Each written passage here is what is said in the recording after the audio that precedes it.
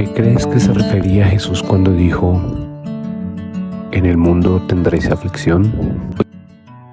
Hoy se ha incrustado una idea peligrosa en la iglesia, que el cristiano debe estar libre de toda dificultad, enfermedad o prueba. Se predica que si sufrimos es por falta de fe, por falta de oración o por un ataque directo del demonio.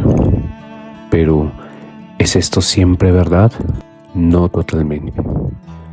La palabra de Dios nos enseña varias razones de por qué Él permite el sufrimiento en el cristiano. No te vayas, te explico por qué. Este devocional nace de una prueba personal.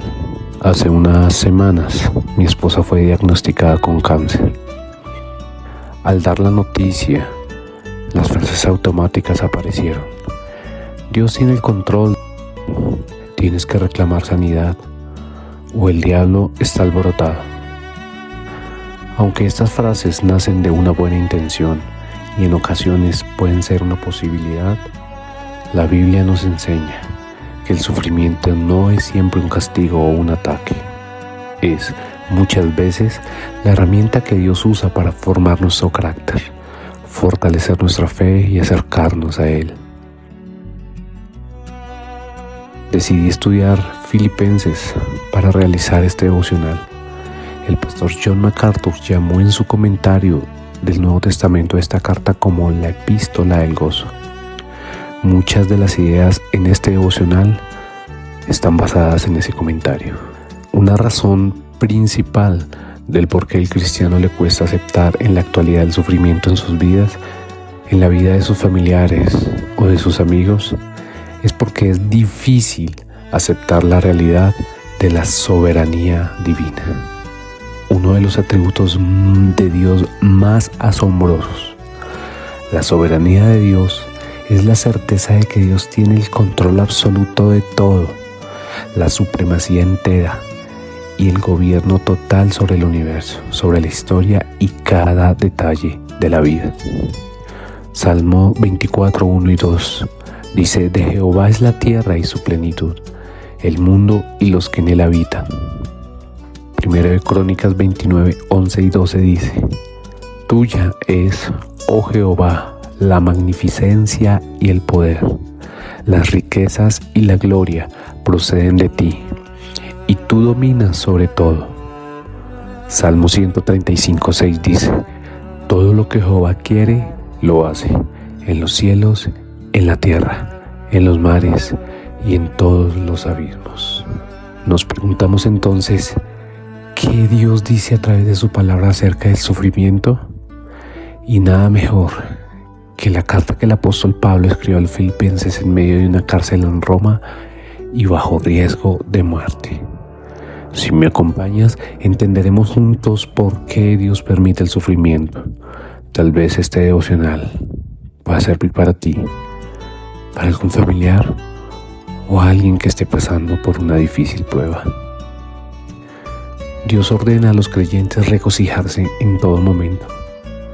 Ese gozo divino es el tema de Filipenses. Las circunstancias que vivía el autor de la carta, como los destinatarios, no eran ni mucho menos una fuente de gozo y felicidad. Pablo venía de vivir una oposición violenta de parte de los gentiles, como de sus compatriotas judíos que no creían. Pablo proclamaba el evangelio y la población judía en Damasco procuraban matarlo. Huyó a Iconio y después en Listra fue apedreado y dado por muerto. Luego de nuevo fue apedreado y encarcelado en Filipos. Después de otras varias pruebas que pasó y luego de pasar 4 años preso en custodia romana, escribió la carta a los filipenses. Así que, bajo estándares humanos, la vida de Pablo no era feliz. Los filipenses también estaban pasando varias dificultades. Eran muy pobres, sufrían persecución por causa de Cristo, eran bombardeados por falsas enseñanzas de falsos maestros y, para terminar, las diferencias entre sus mujeres de la época dañaban la unidad de la iglesia. Aún así, esta carta está inundada todo el tiempo de una actitud tanto de Pablo como de sus habitantes de gozo, un gozo que no se puede explicar. Al estudiar la enseñanza en esta carta, aprenderemos el secreto para tener gozo, paz y contentamiento en medio de cualquier circunstancia. Para la mayoría de las personas, la felicidad tiene que ver con una satisfacción o deleite basado en las circunstancias positivas que esté viviendo, pero sabemos que éstas siempre terminan escapando de nuestro control. La felicidad para el común de las personas tiene que ver con un sentimiento momentáneo. Si esta felicidad solo se condiciona a circunstancias favorables, terminará siendo incierta. En cambio, el gozo espiritual no tiene nada que ver con los sentimientos temporales, ni con el azar, y mucho menos con las circunstancias. El gozo espiritual es la confianza permanente y profunda de que todo está bien con el Señor. En este estado no importa la dificultad, no importa el dolor, si hay alguna desilusión, no importa el fracaso, el rechazo, no importa la enfermedad o cualquier otra prueba. El gozo verdadero permanece debido al bienestar eterno recibido por la gracia de Dios por medio de la salvación. Además, se basa en el resultado de una relación genuina con Dios. El gozo es una posesión constante del creyente que permanece incluso en medio del dolor, el fracaso o el rechazo. El sustantivo gozo y el verbo regocijar, los dos aparecen 13 veces en Filipenses. En los versículos 1 y 2 del primer capítulo se lee: Pablo y Timoteo, siervos de Jesucristo, a todos los santos en Cristo que están en Filipos con los obispos y diáconos. Gracia y paz a vosotros, de Dios nuestro Padre y del Señor Jesucristo. En los primeros dos versículos, el apóstol se describe a sí mismo y a Timoteo como siervos de Jesucristo. Pablo, tal vez, era el apóstol más ilustre que en la historia se había conocido. Su presentación podría ser extraordinaria. Escribió nada menos que 3 epístolas del Nuevo Testamento. Y aún así, su carta de presentación no era su autoridad apostólica. Después de la conversión, él consideró todo como pura basura. Se consideraba a sí mismo como un esclavo del Señor. Ahora Timoteo era el hijo de Pablo en la fe, era su compañero entrañable y el apóstol le dejó un legado y un ministerio maravillosos. Pablo y Timoteo no se consideraban a sí mismos siervos de la iglesia, de Roma o de alguna institución, sino siervos de Jesucristo. En Hechos 20:24, Pablo lo expresó de la siguiente manera: pero de ninguna cosa hago caso, ni estimo preciosa mi vida para mí mismo, con tal que acabe mi carrera con gozo y el ministerio que recibí del Señor Jesús para dar testimonio del Evangelio de la gracia de Dios. Ahora, Pablo y Timoteo, siervos de Jesucristo. Sigue el primer versículo. Y esto nos lleva a reflexionar: ¿para quién hacemos lo que hacemos? Un principal principio, y valga la redundancia, que todo cristiano debe tener en cuenta para mantener una vida con gozo en medio de las circunstancias, es la motivación de lo que hacemos. ¿Por qué hacemos lo que hacemos? Si nuestra motivación está en agradar al pastor, agradar a la iglesia, a un amigo o a un familiar, a nuestro esposo o a nuestros hijos, tarde o temprano, esto traerá un grado de frustración. Cuando nuestra devoción principalmente es Jesucristo, nunca habrá ninguna desilusión y nada de lo que hagamos será en vano. Las cadenas de Pablo en la cárcel no reflejaban una preocupación por agradar al hombre, sino que expresaban que él servía y era siervo de Jesucristo. En Mateo 6:24, Jesús mismo enseñó que ninguno puede servir a 2 señores, porque o aborrecerá al uno y amará al otro, o estimará al uno y menospreciará al otro. No podéis servir a Dios y a las riquezas. Luego sigue estos versículos, la segunda parte del versículo 1. A todos los santos en Cristo Jesús que están en Filipos, con los obispos y diáconos. Ya sabemos que cuando la Biblia se refiere a los santos, no quiere decir perfectos o faltas de error o pecado. Tampoco se refiere a personas con un orden superior o que hicieron milagros o cosas extraordinarias. Más bien, se refiere a alguien que es apartado. Las Escrituras establecen que todos los hijos de Dios somos santos, apartados del pecado para Dios.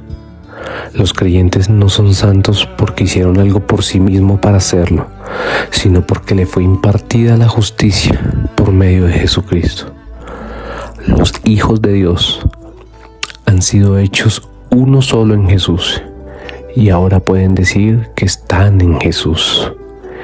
En el Nuevo Testamento, la frase en Jesucristo aparece 45 veces, la frase en Cristo 29 veces y en el Señor 45 veces.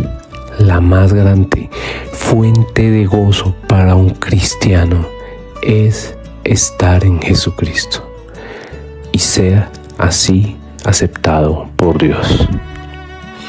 Para terminar esta primera parte de los primeros versículos de Filipenses, la carta está dirigida a los obispos y diáconos. Los obispos es un sinónimo de decir anciano. A los ancianos también se les llamaba pastores y maestros. Ahora los diáconos, ellos prestan un servicio práctico dentro de la congregación. Sin embargo, ellos deben cumplir las mismas normas a nivel espiritual y moral que los obispos. La diferencia entre los dos oficios es que los ancianos deben ser maestros experimentados. Y termina el versículo 2. Gracia y paz a vosotros, de Dios nuestro Padre y del Señor Jesucristo. Este saludo Pablo lo usaba a menudo en sus cartas. Lo hacía como una expresión de profundo amor hacia sus hermanos en Cristo. He aquí otra de las innumerables razones del gozo de Pablo en medio de esta tremenda situación que estaba viviendo. El amor hacia sus hermanos en Cristo. Amar a nuestros hermanos constituye una razón para estar gozosos. Si solo nos amamos a nosotros mismos, el final del camino carecerá de valor y sentido. Si invertimos nuestras fuerzas, recursos, tiempo y ganas en amar a otros, todo habrá valido la pena. Dios Padre comparte su naturaleza divina con el Señor Jesucristo. El énfasis en esta cualidad establece la deidad de nuestro Señor Jesús. Ella constituye la verdad central del cristianismo. Hagamos un rápido repaso. ¿A quién servimos? Es la primera clave del gozo en medio de las pruebas.